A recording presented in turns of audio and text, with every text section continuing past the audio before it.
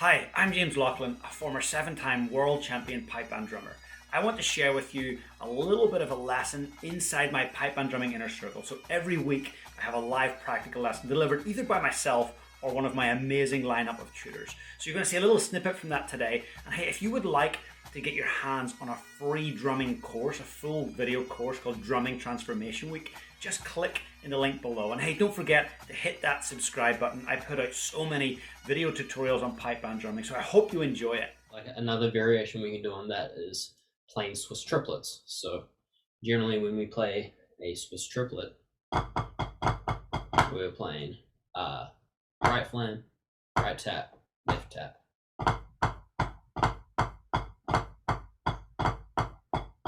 So most time when we play this in like an actual musical context, the goal is to keep everything super even and like nice and smooth.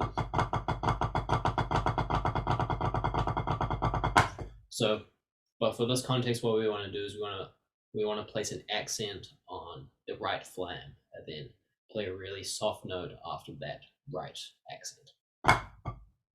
1 and 2 and 3 and 4 and so that'll be the first variation where we're playing the flam on the downbeat, right tap, left tap for the rest of the triplet.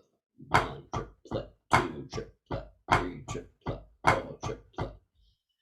Then for the second triplet partial, we'll have the flam will then start on the second triplet partial. So be 1 and 2 and 3 and 4 and then the third triplet partial will be 1 and 2 and 3 and 4 and so it's the same sticking all throughout, but we're just moving on where that is placed, where the accent and also where the Swiss triplet starts.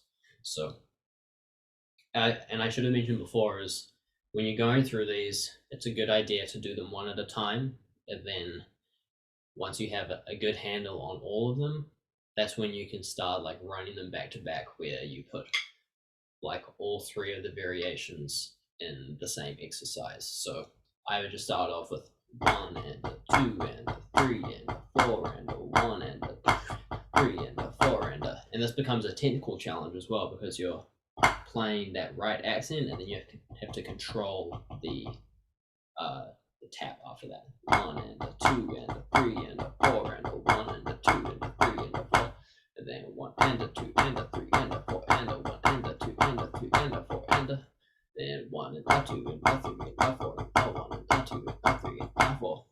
And then when you run that exercise together, it can get kind of strange with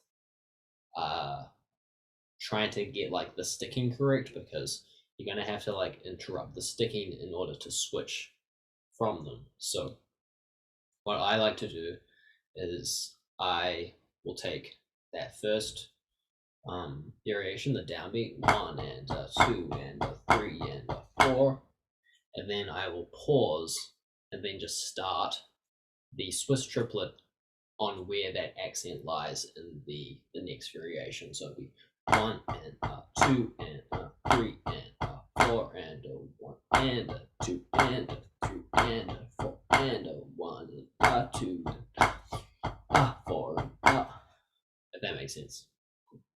So the next version of that is we can play 2 accents and then move that across the triplet. So the first variation will be 2 accents at that front. So it'll be 1 and 2 and 3 and 4 and so if I'm just playing that as singles, 1 and 2 and 3 and 1 and 2 and 3 and 4 and then you move on to starting the accent on the second triplet. So 1 and 2 and 3 and 4 and you notice that sticking, especially when you're playing the the two accents starting on the second triplet partial starts to, at least for me, it starts to feel really awkward because you're constantly having to switch the hands that the accents are starting on. So you have one and where the two accents are starting on the left hand, and then it switches because it's a 3-note sticking or 3-note grouping, one and two, to start on the right hand. One and two and three and four and one and two and three and four and. So again, that would be a good opportunity to come up with a different sticking. Like you can play, like you can start it with the right, left. So we'll be playing both of those accents on the right hand. So it'll be the first one will be one and two and three and four and one and two and four and then the next one and two and three and four and one and two and three and four and.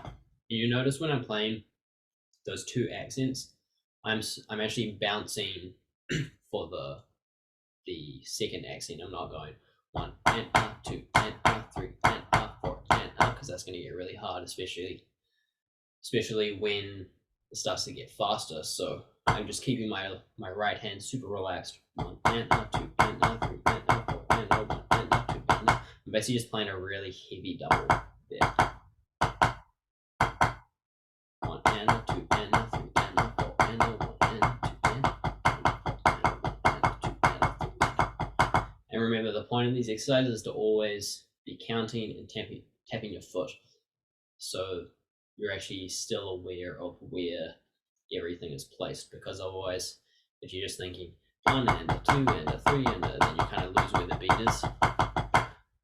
And then you move on to the next one and two and three and then again lose where the beat is. It kind of just becomes the same exercise, and it's not the point of what we're going for these. And then the last one will be one and two and three and four and one two and three and four and. So I hope you enjoyed that little bit of a clip from our inner circle. If you'd like to see the full video, head on over to pipebandrumminginnercircle.com. I will put that description in the link below. Please be sure to hit that subscribe button, because every week I upload a new video lesson. You don't want to be missing out on that. And please, while you're here, hit that subscribe button.